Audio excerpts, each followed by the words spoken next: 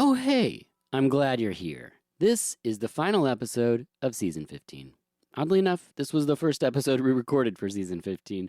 This is a format that will return, as this episode was supposed to be 2 guests, but one vanished. I have no idea what happened. I hope they're well. I was very excited to speak with Vinny about collecting and his collection, but to be honest, I was a little thrown off, as my notes were designed to interview 2 people, so I hope I did good by the guest. Let me know. The break between seasons will not be long, as we've already booked the episodes and scheduling is underway. If you miss us, please feel free to go back to previous seasons. We've had so many great guests. For instance, The Unborn with a doula, Psycho Gorman with the actual Psycho Gorman, Teen Witch with a witch. There are many podcasts about movies, but there's only one doing the weird shit I come up with, while championing both fascinating films and truly wonderful humans and close to humans. So thank you for finding us and supporting us. If you feel inclined to join the fine folks that keep us alive, patreon.com/VHUS. Perhaps there'll be an episode there during our break. Stay tuned. But for now, please enjoy our conversation with Vinny. Innocence can be hell.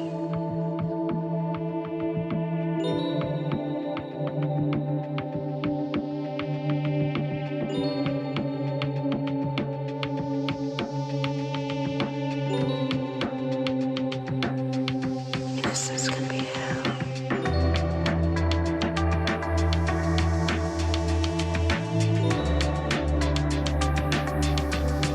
Can be hell.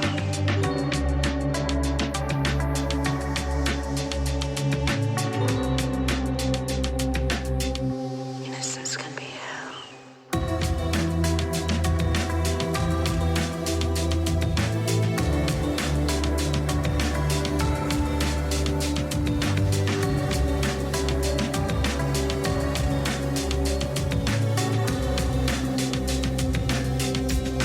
Innocence can be hell.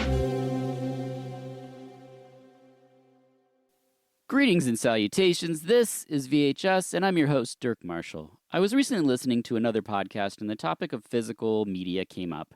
And all 3 of the hosts were like, who owns DVDs anymore? And it wasn't the fact that they don't own DVDs that bothered me, but just that they didn't understand why anybody would, let alone buy a Blu-ray or anything other than stream. So that was sort of the inspiration for this episode, and I wanted to reach out to someone that I knew collected and kind of give us a little window into the where, what, and why of this habit that I also share. So we're joined by Vinny. Welcome. Thank you for having me. Absolutely. I wasn't aware of if you shared your last name publicly or you just wanted people to find you on Letterboxd and Twitter. Yeah, that's fine. It's Two Cherry, Vinny Two Cherry. It's hard for people to say, so Vinny's fine. I always get stuck with people's handles if I meet them on social media. That's what I tend to be stuck with. And then I'm like, oh, Yeah. no, he's a person with the full name. Yeah.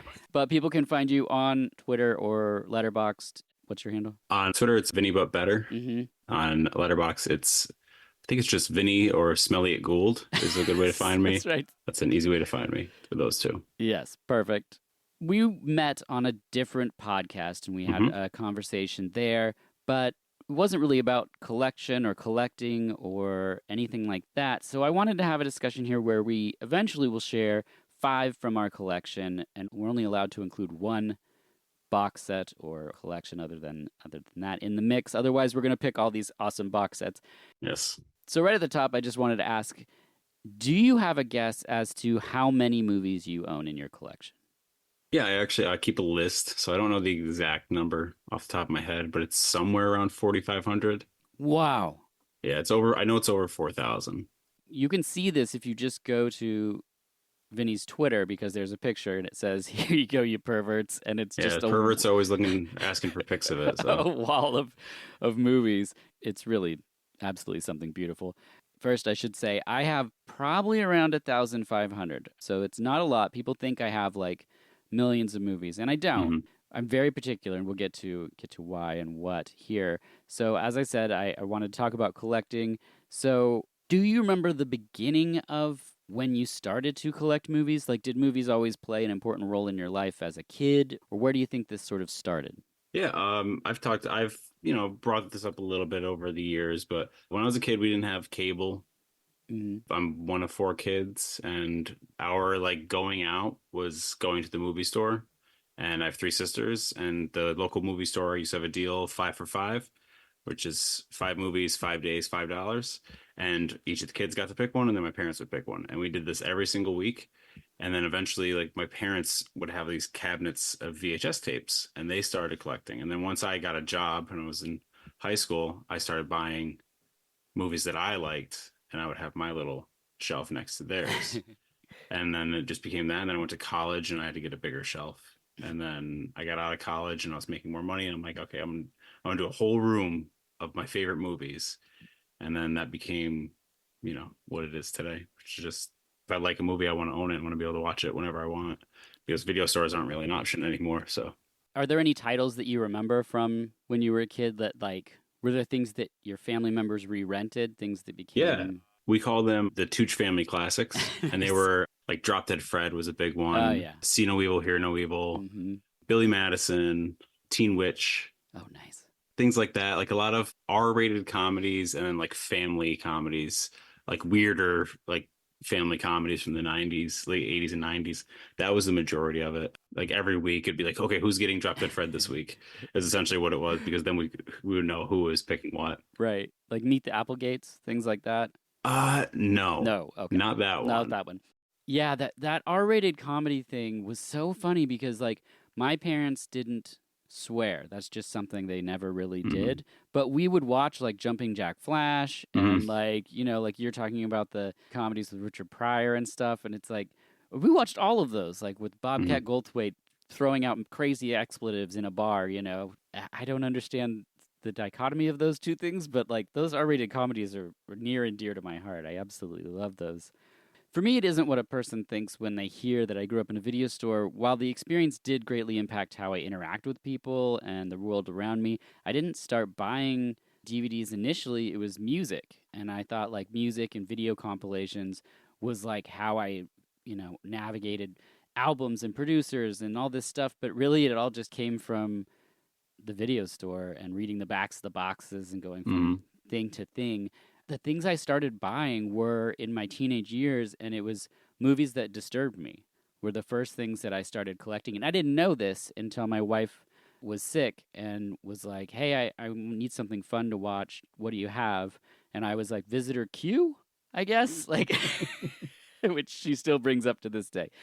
But that's just what I was drawn to. So I had like Dancer in the Dark or like Twin Falls, Hmm. Idaho, or like all these things that I didn't necessarily rewatch, but I started to collect them and I didn't intend to. And I have a lot of horror, a lot of Korean movies, Chinese films, Japanese, Peter Greenaway, Derek Jarman. I have a crocodile section, strange 80s and 90s, a cabinet full of post apocalyptic films.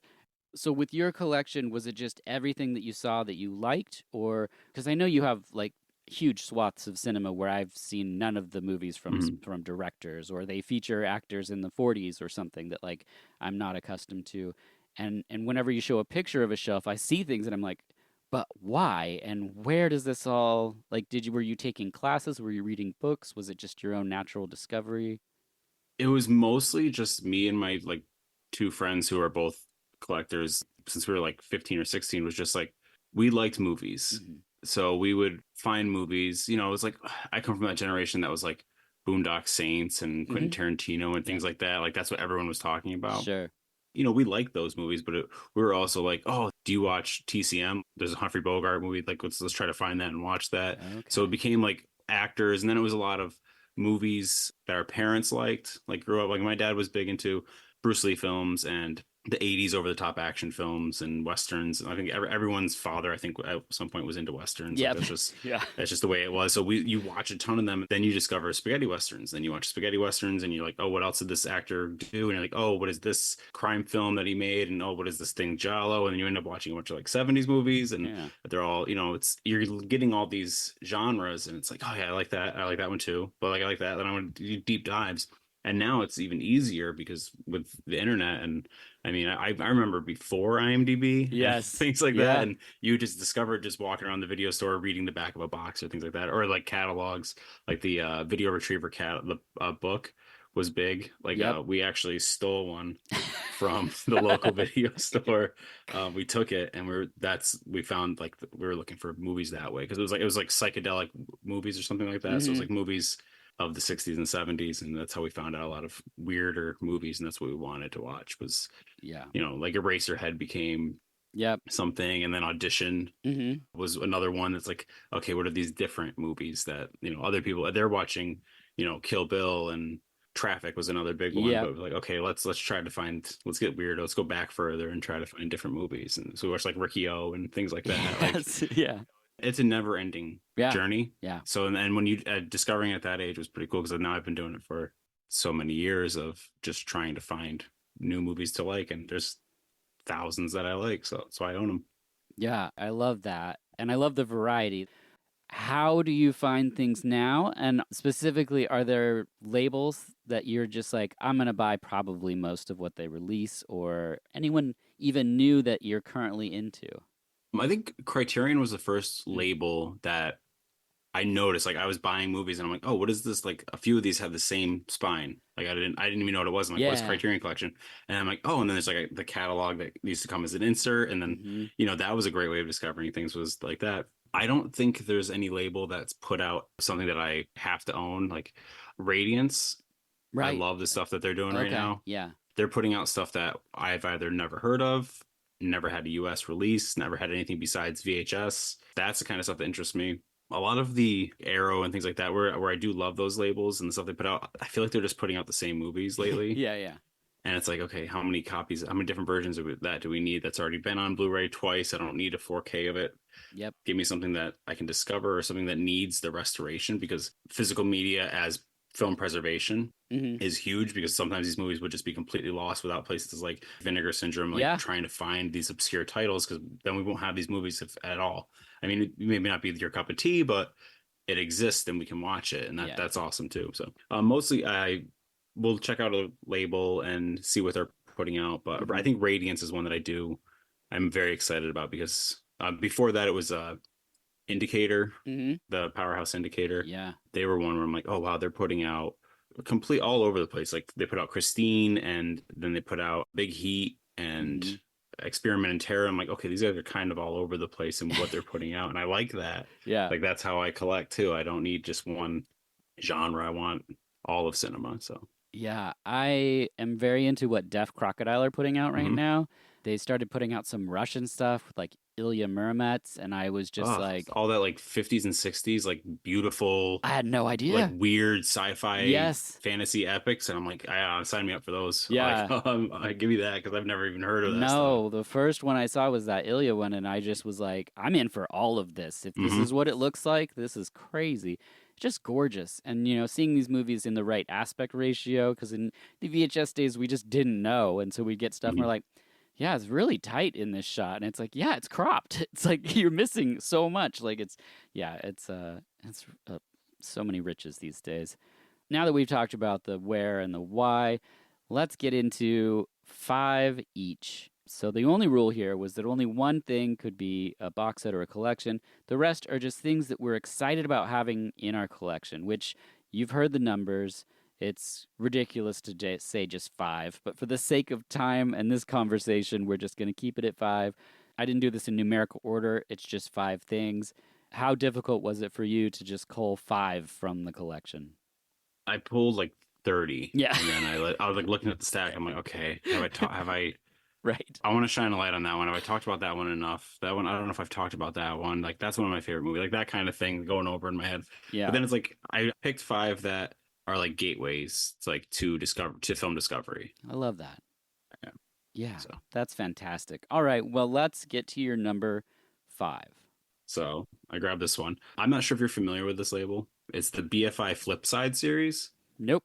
They're mostly Region B. They're like really obscure British films from, late 50s to like early 80s. Yeah. Usually not necessarily horror, but thrillers, horror. They call it flip side because it's not the mainstream stuff. Essentially, it's the flip side of cinema. And this one's called Lunch Hour, directed by James Hill. And the reason I picked this one, I'll show you this one here. I don't know if you've seen or heard of this movie at all. I saw this on a website. I don't know which. Yes. The reason why I love the Flip Side series is, first of all, it's a movie that I had never heard of. It's from 1962. It's this independent, drama, kind of like edgy content. It's about an affair kind of thing. But what they do is they also include shorts by the same director. Oh, I love that. And these are filmmakers that you probably never heard of. You know, I mean, there are some that went on for more mainstream success, but these are, very obscure directors. And this guy has three of his shorts on there, and it comes with essays and things like that. And for a film like Lunch Hour, this like independent British film from the early '60s, to have a high definition restoration, Mhm. and some random guy in America owns this movie that, probably a lot of people in the UK don't know about other than from this release. That's why I like the BFI Flipside series. So Lunch Hour, for that reason, was my pick, because I just discovered the BFI Flipside from the movie Symptoms, Okay. which I love that one. I'm like, oh, what is the same as the Criterion? Like, oh, it's got a spine number on it. Let me see what else that label's put out, and discovered that. And Lunch Hour is fantastic, and I'm glad that it's part of my collection. And I wish more people would discover it. And I think this is the only way to watch this film is on this Blu-ray. That's incredible. I did not know this label, but I love that. I have one in my pick that's kind of like a flip side situation that I didn't know was a thing. Yeah, Lunch Hour. I mean, I have it down now. I'd seen the cover and, might have pulled the trigger. So it's more of a drama. Yeah, it's more of a drama, but it's like a taboo subject. So they have some of those in there where it's either not sexually explicit, but it's about sex, Hmm. or it's about some sort of like outlier of society. But yeah, that one is more about the just being openly frank about, sexual liaison. So Okay. Well, it's in my notes. Unfortunately, will probably become a part of my collection. It's fantastic. So my number 5 is Pina. I did an episode on this one with Thomas from Dance Church. It's a 3D film made by Wim Wenders, and it's a documentary about the choreographer Pina Bausch, who passed away days before they were going to start filming the documentary. So instead, he pivoted, and it's sort of the dance performances that she had choreographed, interspersed with sort of words from other people in the dance troupe. mm. And it is just absolutely gorgeous. This is a 3 disc set, box that comes with collectible cards and really beautiful. It's French, also, this edition. I just love it. It's unlike anything else in my collection. It's unlike anything else I think he's directed. And for a director that I really love, like stuff when people say, this is very Wim Wenders, I'm like, oh, I'm going to love that movie. This, Yeah. I wouldn't say is that, but it's just, I had to search for it. I acquired it.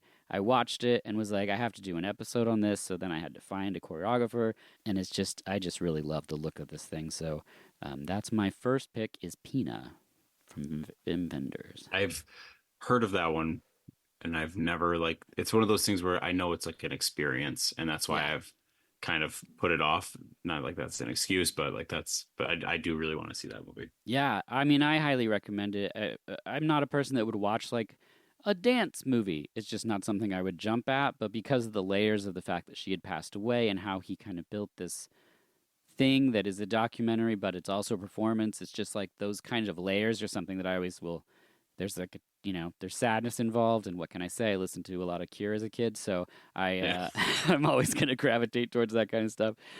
But yeah, so that is my first pick, and I don't have a 3D player, so the Blu-ray plays also in not 3D, so you don't have Awesome. to. That's what I was gonna ask. It came with the Yeah, 3D I and the think that's regular. why you have the 3 discs. I think is the whole situation. It's a DVD, the Blu-ray, and the 3D, just in case. But that just means that it's shot so well. Like the depth of field is really, really nice in the non-3D Mhm. transfers. So, which brings us to number 4. What do you got there? All right. This is a label that I don't know a ton about, and that's on me. This is the release by Etiquette Pictures, and it's The American Dreamer. It's a Mm, documentary about Dennis Hopper making the last movie, which is the last movie was the famously movie where he was just drugged out of his mind, and the yeah. studio was like, we want something like Easy Rider, let's do it again. And he pretty much didn't. Like he's like he spent most of the money on drugs, and it was like a chaotic set. And that was like a infamous movie. I never knew that they documented the thing. Hmm. So when this was announced, I'm like, oh wow, there's a making of essentially of this like disastrous production. And this is actually better than the last movie, because this is, Watchable. really interesting, and it's just one of those documents in time that that's why I love physical media, because It's just one of those the stories that you hear for 50 years of, Dennis Hopper lost his mind doing drugs in the jungle, like Yeah, instead of yeah, making yeah. a sequel to Easy Rider. It doesn't have a ton of special features. It comes with a lot of essays and things like that in the Mhm. booklet, and then a actually making of feature for the documentary. But it's one of those movies where Hearts of Darkness is very similar. I mean, I'm last movie's not as good Yeah. as Apocalypse Now, but the document of it, a moment in time, especially with somebody as charismatic as Dennis Hopper, is awesome to have. And that's one of those. I don't know a lot about that label, but the fact that somebody put that out, like, hey, we're going to show this movie about that chaos, Yeah. and that was intriguing to me. And what's that title again? Oh, I'm sorry, the movie's called The American The Dreamer. American Dreamer. I've heard about this. I've never watched it, but the reason that I love that we're talking about the physical media version of these things is because you mentioned that there's a making of, and I want to see a making of a documentary about the making of the movie. Like Yeah, I love the that. layers of that. Yes, yeah, that's what I want to see. And because again, we've heard the stories, like we know about Dennis Hopper and this sequel, not sequel. So yeah, I'm gonna be picking that up for sure. Do you Yeah, happen to know if that's still in circulation?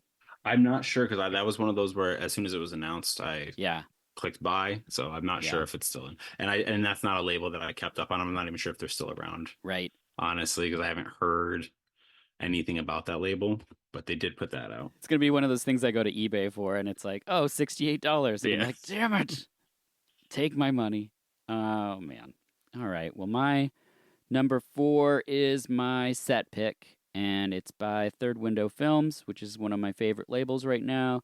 It's Katsuhito Ishii's little box set that they did for his films, and it includes Sharkskin Man, Peach Hip Girl, Promise of August, Party 7, Sorosai, Hello Junji, and Norioka Workshop, which I just finally saw. I've talked about him a bunch on a few different episodes, but I'll do it again here because I think he's a great director, and I don't think he's really respected in the States or even talked about. But I had Sharkskin Man and Peach Hip Girl on DVD since when it came out in the early 2000s. Same thing with Party 7. I was a big Tadanobu Asano guy, so like anything he was popping up in, I was like, I want to see who this guy is. Now he's making, appearances in movies in the States, but it's by and large stuff that like I mean, it's like Mortal Kombat and then the sequel of Mortal Kombat. Like it's not Yeah. things that I'm like this guy's rad. Like he's in these awesome like samurai films and these cool little quirky dramas and stuff. But these are early 2000s, very entertaining, highly stylized. The box set has a bunch of his like artwork that he did. That is what Quentin Tarantino had him do for Kill Bill. It's just he's a cool dude. This set has like the makings of. It's got audio commentary. It's got video essays. It's really well packed in there, considering that I just needed the 2 movies as upgrades, and instead I Mm. get 6 total. So it's a wonderful set. Third Window Films doing amazing stuff. Now I think Brad Henderson over at TerraVision is releasing a lot of the stuff that Third Window is getting a hold on. So he's I think working. I mean I know he's working with them because I've heard it talked about on the Third Window podcast, but this set isn't something that they've picked up to be released in the States, so you'd have to have multi region. Well worth it. Beautiful artwork, and that is the Katsuhito Ishii box set by Third Window Films. I've almost purchased that numerous times, so I think now I have to like Yeah. pull the trigger on it. I've never seen any of them or heard of them, but it's just one of those things where it's like, yeah, this seems like something I'd like. Just different enough where it's like, yeah, I'd probably like this. I think you would find stuff to like in it just because there's some dramatic stuff in there, but the main 2 that I wanted, the Peach Hip one and Party 7, are just bizarre and Mm. like Sharkskin has this like comic book kind of energy to it that's very fun. They're both sort of products of that early 2000s, but Japanese. So it's not like Yeah. here where people are copying Quentin Tarantino stuff. It's like a Japanese comic booky thing, but also at that time, when people would introduce a character and you'd have their name splash across in Hmm. color, like that thing that some movies still are like, look at this, and we're like, yeah, we're not doing that anymore. Yeah. Uh, it's got some of that flavor. I just really like his films, and it's a great set. So that is my number 4. What is your number 3? I'm going with one of my this is an Australian release. I'm not checking right now to see if it's all region or not. I'm not positive. I think it is. The Gambler. Carol Rice, Oh yeah. 1974. This is one of my favorite movies of all time. This is one of those movies where if you love a movie and you only buy US releases, you're really missing out because while there's a DVD quality copy streaming sometimes of this one, it was restored and put out on Blu-ray by an Australian company. It's got new commentary, new video essays, new interviews, talking about the score and the script and things like that. And it's got audio interviews, which are nice. I typically don't listen to commentary. It's just time wise. It's one of those luxuries that you have when you're younger, but when Yeah. it's when you have a kid and things like that. It's like I don't Mhm. have time to listen to somebody talk about this movie while I'm at home. I have to do stuff, but I do like that they have it. This is one of my favorite movies of all time, and I love that it was put out on a quality release. I love the artwork that they do for these. They come with sleeves. I'm not a sleeve kind of guy. And actually, the artwork underneath the sleeves for all of the imprint releases is amazing. Like it's Yeah. so much better than what they put on the sleeve. It's the sleeve is usually like that typical poster art, the poster that you've seen over and over again. Right. But brand new art for the sleeve is always nice. I like when labels put the time and effort into the presentation of the actual physical disc because it harkens back to that video store. Like this is going to catch my attention sitting on a shelf. For example, this isn't the movie, but you might remember, the movie Prime Cut Yeah. with Yeah. Lee Marvin. The VHS for that was Lee Marvin standing there with a machine gun, like a ridiculous looking machine gun. Yeah. And then just Prime Cut. That's all that was like the cover of that movie. And when you were a kid, you see that and you're like, well, I gotta see what that movie's about. Or Yep. like and even like horror movies of like all the terrible sequels that were getting churned out in the late 80s, early 90s. The cover art is what sold you. So Yeah. the sleeve on this being as pretty as it is, it just reminds me that this is something you own. This is a possession. You want to take pride in it. They don't want it to be a blank label with the title of the movie on it. But yeah, The Gambler, one of my favorite movies, and I'm so happy that somebody on this planet has put it out on Blu-ray because I don't think America is they're so weird about their rights Yeah. for movies. It's all these studios, but Australia's doing it. And it's remastered. Yeah, 2K transfer and everything. It's not 4K. I'm not a 4K guy, No, I'm not either. so that doesn't bother me. But the fact that it's a new transfer, a new remaster, some 70s character study movie, Yeah. yeah, give it to me. I'll buy all of it. That's awesome.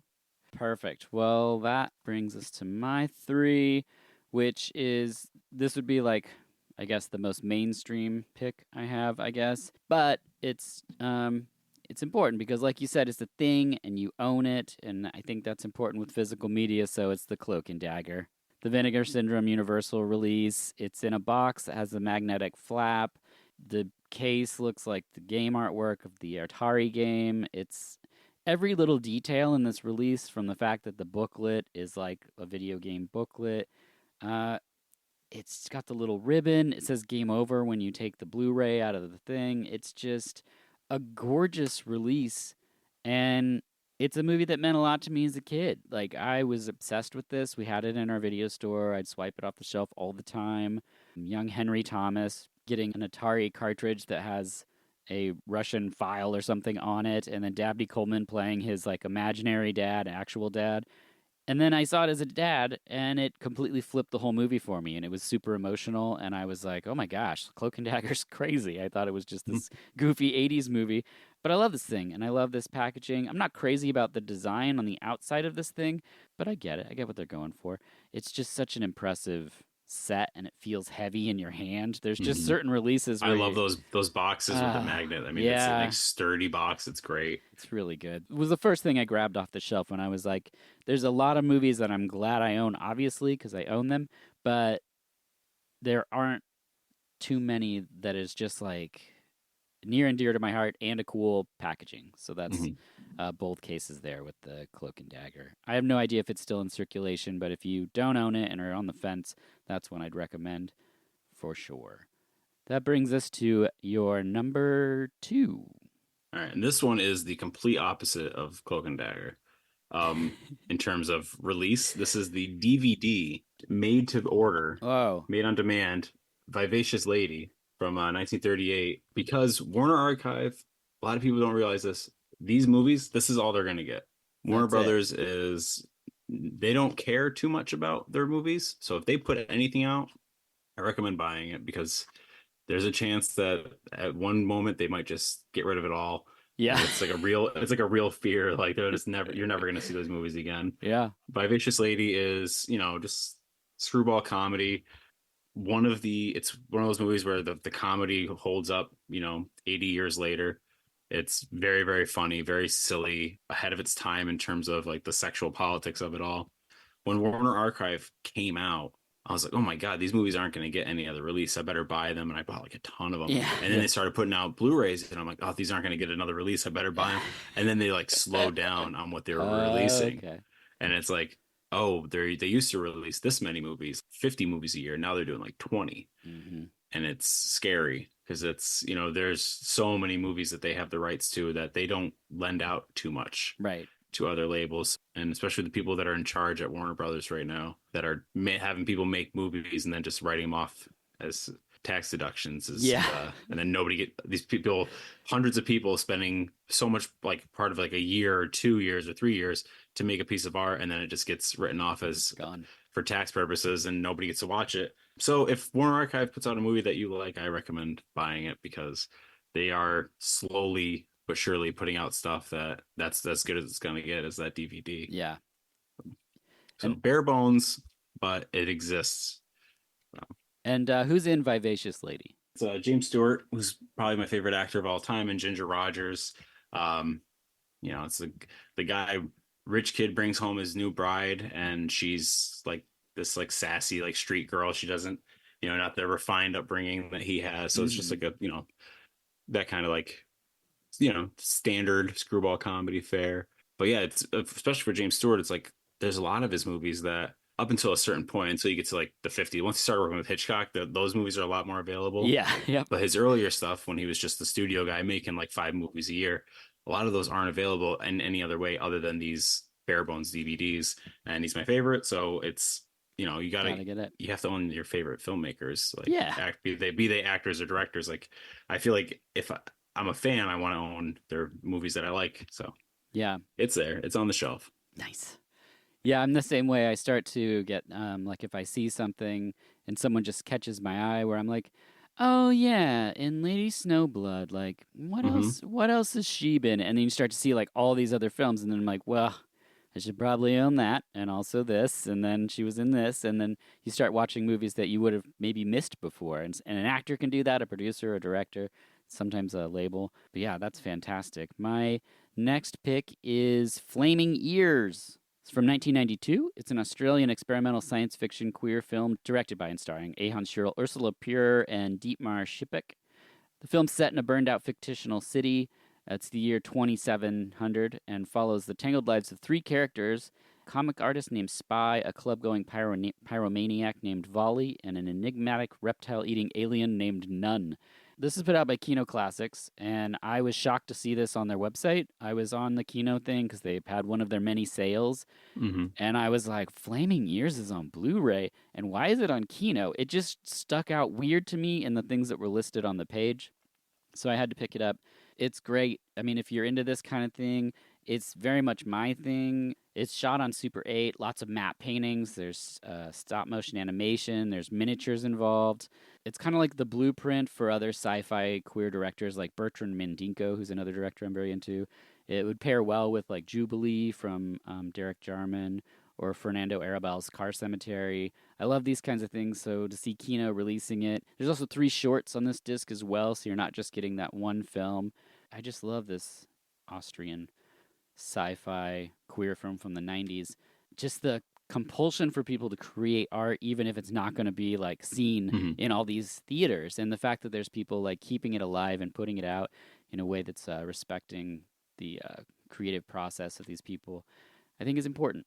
Flaming Ears is that. And then now I have like 5 things for the last pick that I'm staring at where I'm like, "God damn it." All right, so what is your final selection? All right, my final selection is the first Criterion box set that I bought. It's still only available on DVD, but it's such a complete box set that I love it so much.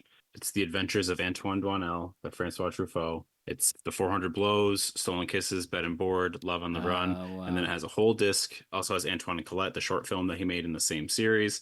A whole disc of special features, a big thick booklet in there with different contemporary and retrospective essays, and it's special features for each movie, and it's the character from 400 Blows. If you know about Francois Truffaut, he made movies over like a 15-year period, periodically kind of checking back in on this character's life and making these movies, these sequels. And they're very like semi-autobiographical. So if he was going through something in his own life, or if he went through something in his own life, he made an Antoine Doinel film. Um, the only way to own most of these movies in America is this DVD box set. There's an out of print, I think it's a French Blu-ray that's like $700 used, and it's like every time I see it, I'm like, oh yeah, let's put it on Blu-ray. And I look, I'm like, I'm not gonna do that. Hopefully, these were recently remastered for a theatrical run, so hopefully Criterion is going to be putting them out, and that will be something that I buy immediately. Yeah. But it's one of those, like, if you wanted to do a Truffaut dive, you could watch 5 films and all the supplements for an entire weekend, and you could just immerse yourself in it. And that's why I like these box sets that are not necessarily just sequels, but filmmaker box sets are always my favorite, because it gives you a little bit of each. And this is different periods in his life. This is from the 50s to the 70s, how he progressed as a filmmaker. You can watch it right there. Sort of like the Jacques Demy or the Jacques Tati sets that they come out with. You can see where this filmmaker grew. Yeah. And I've always liked that. I don't know how easily accessible this set is, so I'm not like saying go spend a ton of money on it, because I think it is actually expensive on the secondhand market. But if you have it and you haven't checked it out in a while, do yourself a favor and watch those movies, because they're all at least good. They're not like, there's a couple great ones in there, but they're all good. And that is probably my favorite box set That's that fantastic. I own. That is great. And I don't have that. That's going to drive me crazy. Yeah, I'm pretty sure it's over $100 Yeah. probably. Those out of print Criterion box sets Yeah. that you wish you bought, and I'm like, I should have bought it when it was out, and now it's gone forever. Yeah. Like that the Kurosawa box that they had. Yeah. I'm still kicking myself over that one. But it's hard oh too well. sometimes when you own some of the movies that are in the set, then I use that to be like, well, I already have these. And then it sells out, that I'm like, I should have got it. It doesn't matter that I already had those. I could have got rid of the old ones. Like, I don't. That's what I did with the Bergman box set that they came out with. I owned like 14 of his movies, and I ended up buying it during the Barnes and Noble sale, and then I sold all the ones that I already had. So I ended up only buying that box set, which is like 39 of his films, for like $35. Oh, well, there you go. So it balanced out, but Yeah. it's like I already owned so many of these movies, but I want all of them. Yeah. I want to own all of them. I still haven't watched them all because there's so many in there. Right. And it's very depressing to sit there and just try to watch a ton of Bergman movies. Yes. I love what you said about director box sets, because I am just sort of coming around to that, because my collection has changed as this podcast is influenced and whatnot.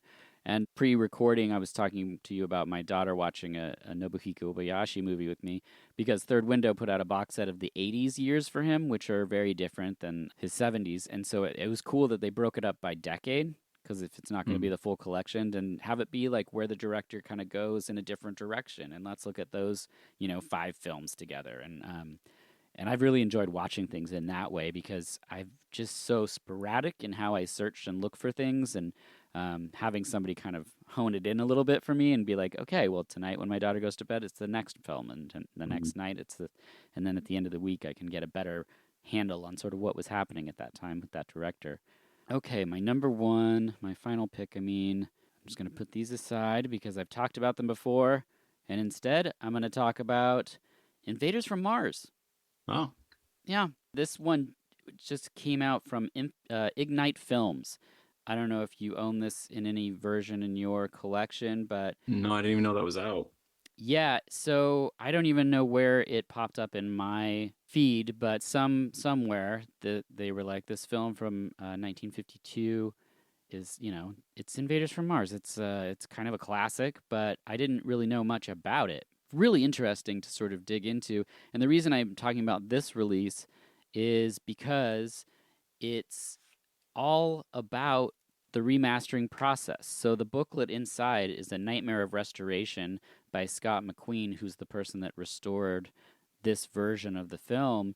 and it goes into great depth about the coloring that was used in the initial shooting of the film, finding a print, but it was missing elements, and then tracking down Mhm. those elements, getting things to match. If you're curious about the depth that people are willing to go through to preserve film, this release is a fantastic testament to that. Let alone the fact that the movie is so fascinating to watch, and I didn't really know why it was striking such a chord with me, but it's because the director William Cameron Menzies was the production designer on a lot of films like Gone with the Wind and these Mm. like huge films that Huge movies, yeah. huge movies. And so he's making this sci-fi picture, and he's like building sets, and like people were like, this isn't like a square room, because he's using forced perspective in shots and things. And so it's like all these kind of fantastical elements in the actual making of the film, which in the 50s really scarred a lot of kids because they just never Mhm. seen nightmarish imagery or this sort of surreal landscape before. And so it left such a huge indelible mark on so many people. But I didn't know that until I heard about this restoration of the film, and I was like, I have to get this. I don't have it in any capacity. And then once I started reading the book and looking at, there's so much bonus features on here, and there's interviews and stuff. There's people talking about segments of the film that were remastered that never looked this good before. So if you're curious about the Invaders from Mars or what's going on over at Ignite Films, it also says on the front George Eastman Museum. I'm not quite sure what that has to do with everything, but I just seemed fitting to push these other movies I was going to talk about aside and talk about something that's what is at the heart of what we're discussing, which is that preservation of film, the restoration of film, the idea of actually owning something, because streaming platforms aren't making money and they're pulling Yeah. things left and right all the time. So why leave it to someone else's? It's like having a favorite song and waiting for it to be played on the radio. What are you doing? Like, Mhm. just buy the thing. Like, support the companies and people who are working so hard to make sure cinema doesn't vanish.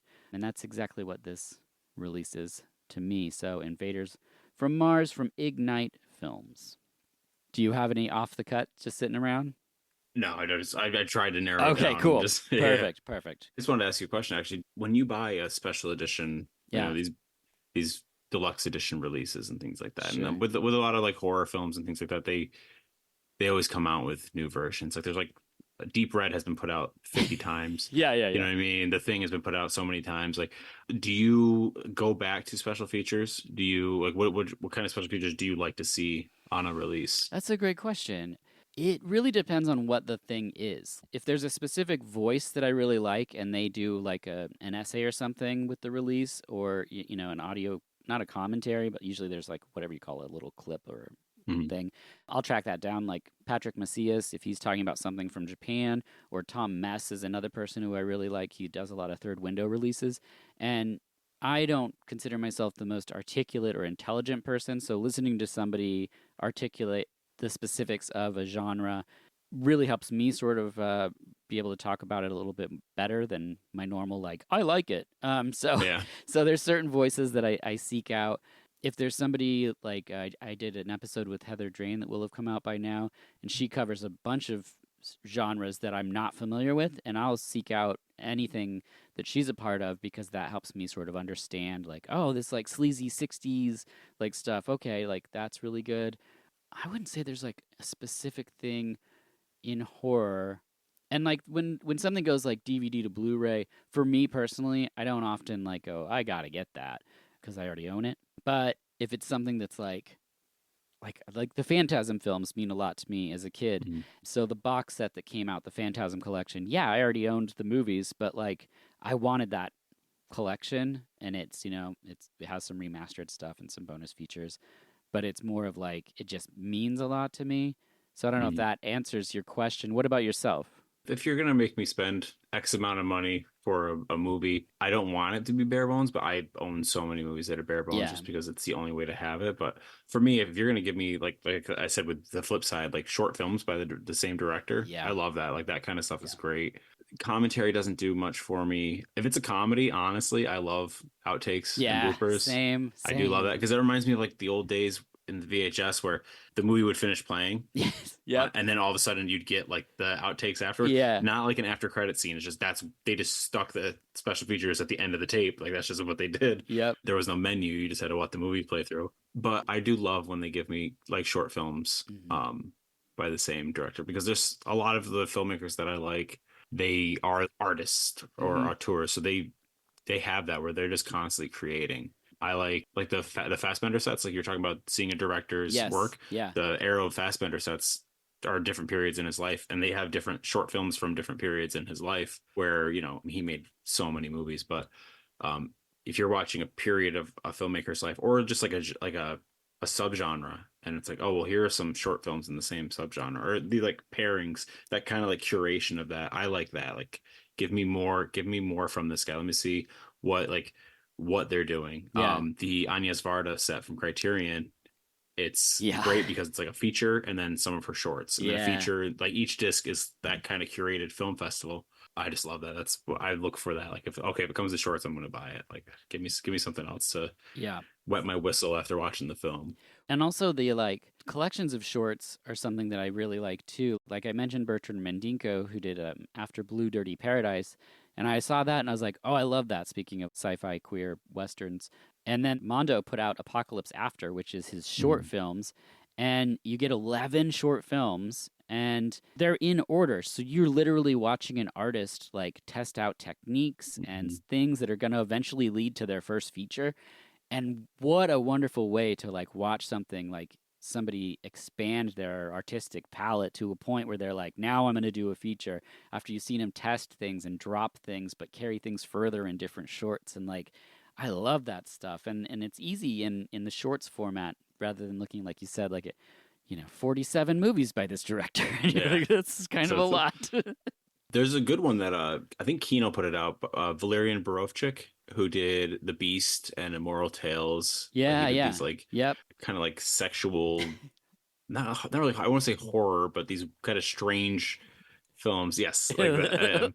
And he was an animator. He made these Terry Gilliam kind of cartoons, and that's what he did before he went into feature films. And they put out a Blu-ray of just Valerian Borovchik shorts, and it's mostly animated shorts. Yeah. But to see that progression of making these like short little like weird cartoons to making stuff like The Beast or Moral Tale, like these, like sensual fairy tales or whatever he liked to call them, is interesting. But being able to see that part of his life, like that's where he came from, doing these shorts. And I love the shorts collections. Yeah. When it's a filmmaker that is interesting, at least. For sure. Yeah.